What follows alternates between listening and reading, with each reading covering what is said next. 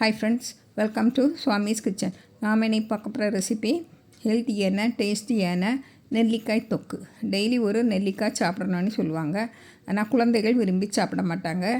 இது குழந்தைகளுக்காகவே நம்ம காரம் அதிகம் இல்லாமல் எண்ணெய் அதிகம் சேர்க்காமல் இதே மாதிரி தொக்கு செய்து கொடுத்து தயிர் சாதம் இல்லைனா சுடு சாதத்தில் பிசைஞ்சு ஒரு பிடி நீங்கள் கொடுத்தாலே போதும். ஒரு டேபிள் ஸ்பூன் வச்சு ஒரு பிடி கொடுத்தா போதும். ரொம்ப விரும்பி சாப்பிடுவாங்க. பெரியவங்களுக்கும் இதே முறையில் செய்து கொடுத்து பார்க்கலாம். எண்ணெய் அதிகம் இல்லாமல் இதை எப்படி செய்யலான்னு பார்த்துருவோம். நான் இவ்வளோ ஜாமானமும் எல்லாமே எடுத்து வச்சுருக்கேன். இதை நெல்லிக்காயை நம்ம நல்லா கழுவி தொடச்சி எடுத்துடணும். ஈரம் இல்லாமல் இருக்கணும். அப்படின்னா தான் நல்லா ஒரு வாரம் வரைக்கும் கெடாமல் இருக்கும். இப்போ இதை நெல்லிக்காயை இந்த கேரட் துருவியில் வச்சு துருவி எடுத்துடணும். பாருங்கள், இப்படி நல்லா துருவி எடுத்துடணும். நெல்லிக்காயை ஊறுகாய் போட்டு சாப்பிட்டா ரொம்ப நல்லது இல்லைன்னு சொல்லுவாங்க. அதனால் நம்ம இப்படி ஒரு தொக்காட்டு அதிகமாக எண்ணெய் இல்லாமல் காரம் இல்லாமல் இப்படி செய்து சாப்பிடலாம். பாருங்கள், நெல்லிக்காய் ஜூஸும் குடிக்கலான்னு சொல்லுவாங்க. நான் ஒரு நெல்லிக்காய் அளவு ஜூஸை போட்டு நம்ம குடிக்கலாம். பாருங்கள், இப்போ நான் எல்லாமே துருவி எடுத்தாச்சு.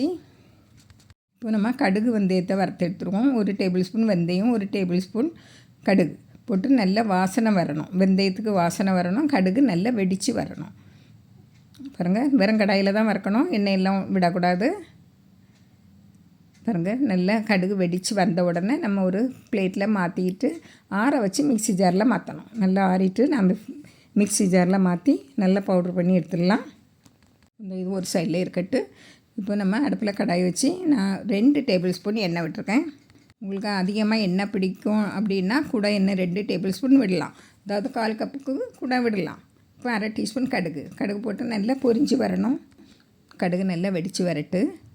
இப்போ அடுப்பை நல்லா குறைச்சி வச்சுட்டு பெருங்காயத்தூள் போடணும். ஒரு 1/4 டீஸ்பூன் பெருங்காயத்தூள் போடுங்க. போட்டு அதுவும் நல்லா பொரிஞ்ச உடனே நம்ம துருவி வச்ச நெல்லிக்காயை போட்டு கிளறி விடுங்க.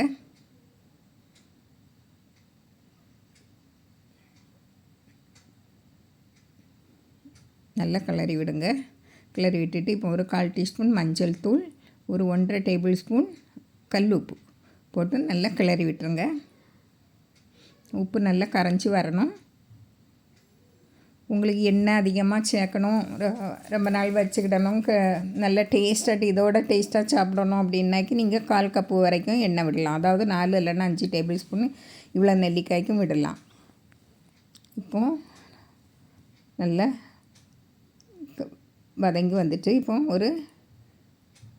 ஒரு டீஸ்பூன் வெல்லம் பொடி சேர்த்துருங்க. அதையும் நல்லா கிளறி விட்டுருங்க.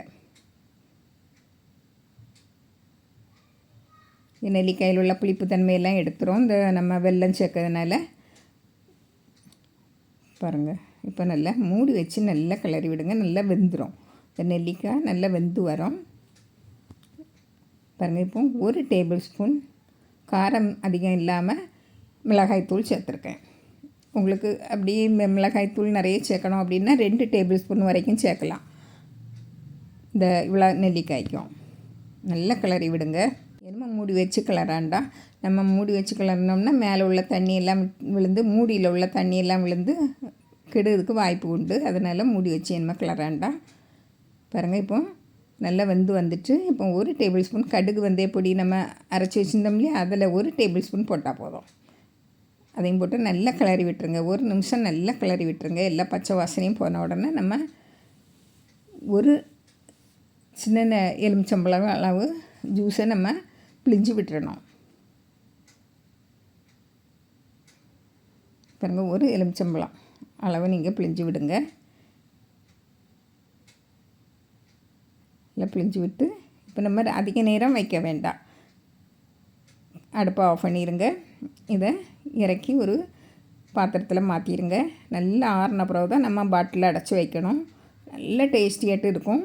குழந்தைகளுக்கு நான் சொன்ன மாதிரி தயிர் சாதத்தில் ஒரு டேபிள் ஸ்பூன் வச்சு கொடுத்து பாருங்கள். பிடிச்சிருந்தால் லைக் பண்ணுங்கள், ஷேர் பண்ணுங்கள், கமெண்ட்ஸ் பண்ணுங்கள், மறக்காமல் சப்ஸ்கிரைப் பண்ணுங்கள். தேங்க்யூ.